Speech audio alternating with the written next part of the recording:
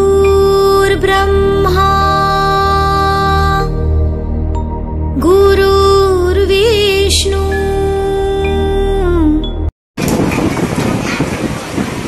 धन्यवाद सर।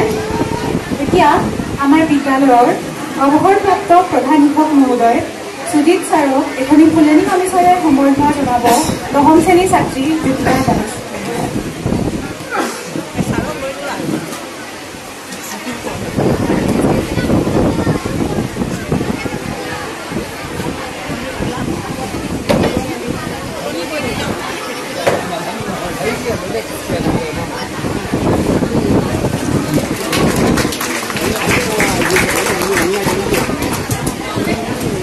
ধন্যবাদ ল'ৰা ছোৱালীসকল।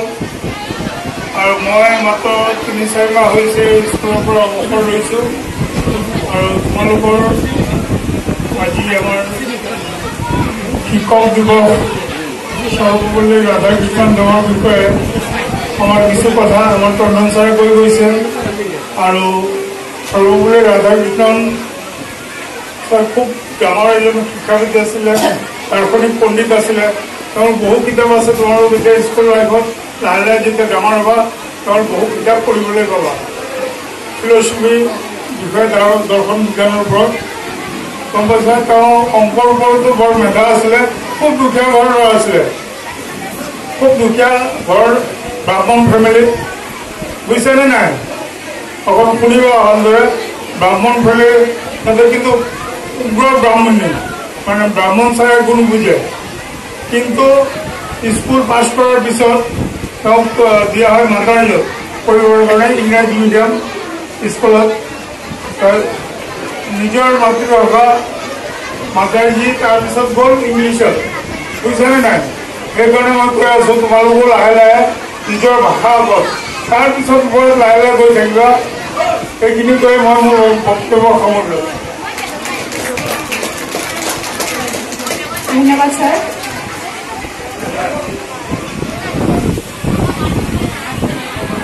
মৰমৰ মোহিনী বাইদেউ এখন ফুলাম গামোচাৰে সম্বৰ্ধনা জনাব দশম শ্ৰেণীৰ ছাত্ৰ অভিক দমুজ।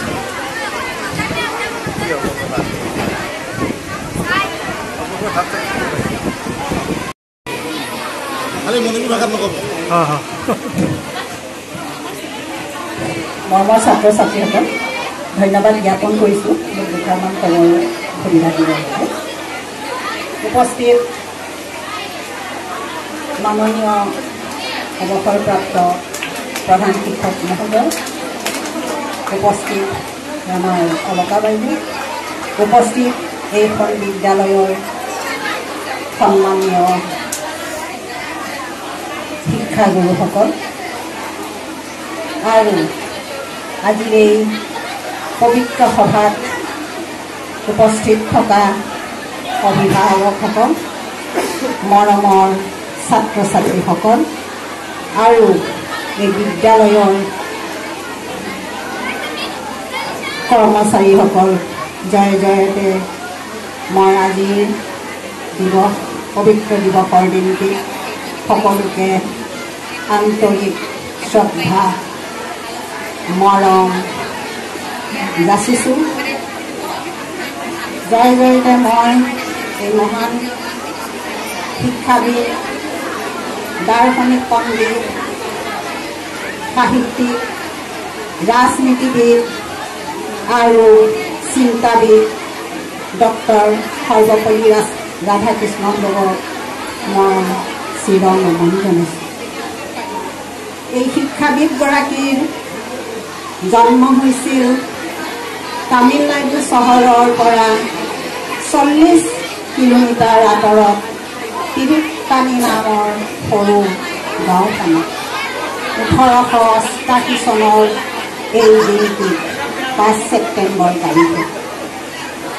আজিৰ এই মহান পবিত্ৰ দিনটি দাৰ্শনিক, এই ৰাজনীতিবিদ, শিক্ষাবিদ, পণ্ডিত সৰ্বপল্লী ৰাধাকৃষ্ণন দেৱৰ তেখেতৰ জন্ম উৎসৱটিত আমি শিক্ষক দিৱস হিচাপে পালন কৰি আহিছোঁ আৰু গোটেই ভাৰতবৰ্ষতে এই দিনটি পবিত্ৰ শিক্ষক দিৱস হিচাপে পালন কৰি আহিছে।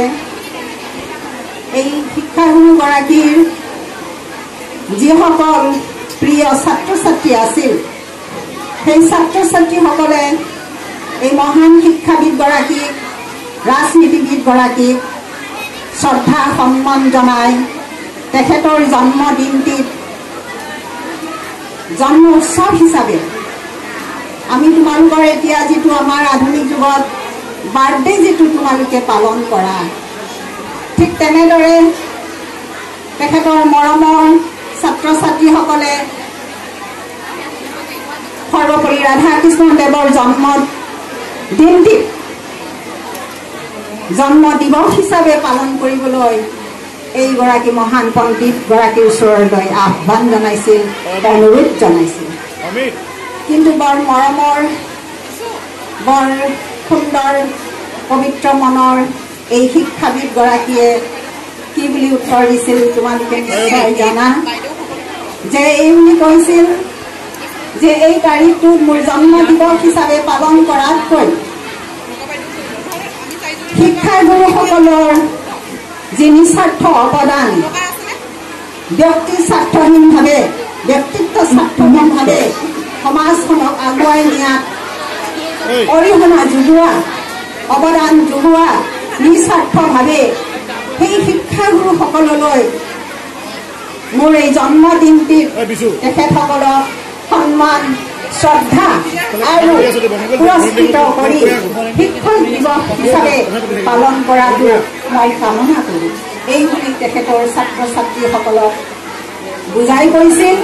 আৰু সেই দিনৰ পৰা অৰ্থাৎ 1962 চনৰ পৰা মমবাতি যেনেকৈ জ্বলি জ্বলি নিজকে শেষ কৰে, ঠিক তেনেকৈ শিক্ষাগুৰুসকলে সকলো ছাত্ৰ ছাত্ৰীকে কোনো ভেদাভেদ, জাতি, বৰ্ণ বৈষম্য নাৰাখি যি শিক্ষা অৱদান, বৰঙণি, উৎসাহ, অনুপ্ৰেৰণা যোগাই ভৱিষ্যতৰ যিটো পথ শিমলীয়া কৰি তোলে, সেই শিক্ষাগুৰুসকলক আমি শ্ৰদ্ধা সন্মান জনোৱাটো আমি সঁচাকৈয়ে আমি মানিব লাগিব, জনাব লাগিব।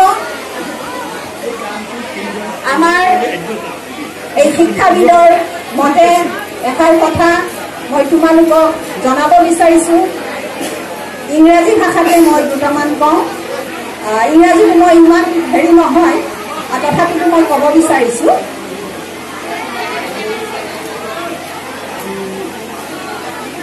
Money lost, nothing lost. Health lost, something lost. But character lost is everything lost. তোমালোকে নিশ্চয় কথাটো অলপমান বোধগম্য কৰিব পাৰিছা।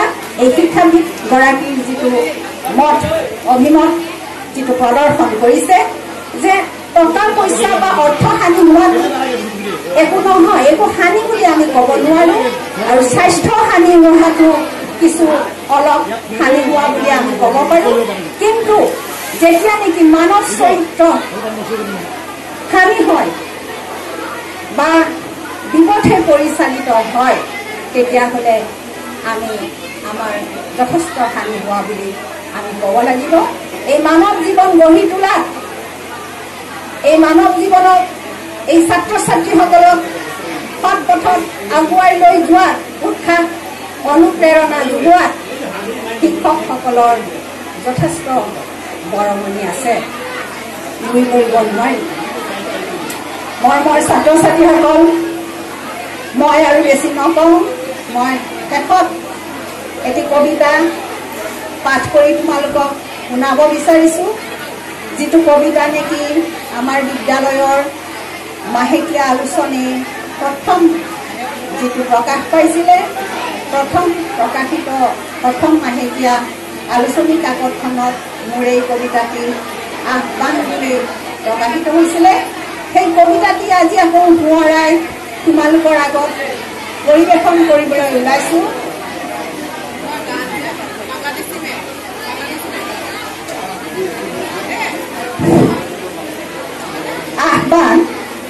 কবিতাৰ শিৰোনাম।